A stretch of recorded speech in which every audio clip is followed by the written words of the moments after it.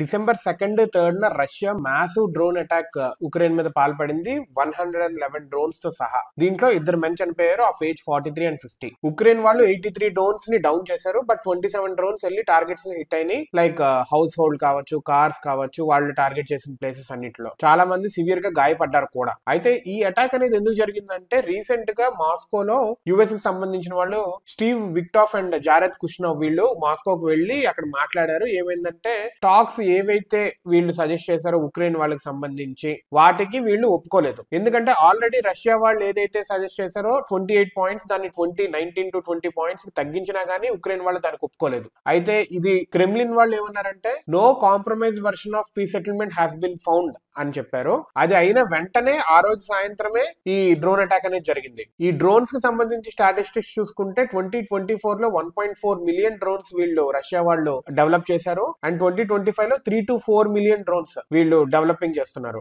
And ఇప్పటిదాకా 34,000 drone strikes అవినాయి Ukraine మీద. ఈ అటాక్ కి డిఫరెంట్ రియాక్షన్స్ వచ్చినాయి. నాటోకి సంబంధించిన వాళ్ళు ఏమంటున్నారంటే Putin believes he can out stand us but we're not going anywhere. అంటే మేము ఉక్రెయిన్ కి సపోర్టే ఉంటాము అని చెప్పి అంటున్నారు. యూకేకి సంబంధించిన వాళ్ళు and the bluster and blood shed అంటే పుతిన్ ని ఆపరా బాబు అని చెప్పి యూకే వాళ్ళు అంటున్నారు. నాటోకి సంబంధించి మార్కు రిట్టే ఏమో ఇలా అంటున్నారు, మేము ఎక్కడికి వెళ్ళాం, మేము సపోర్ట్ ఉంటామని చెప్పి.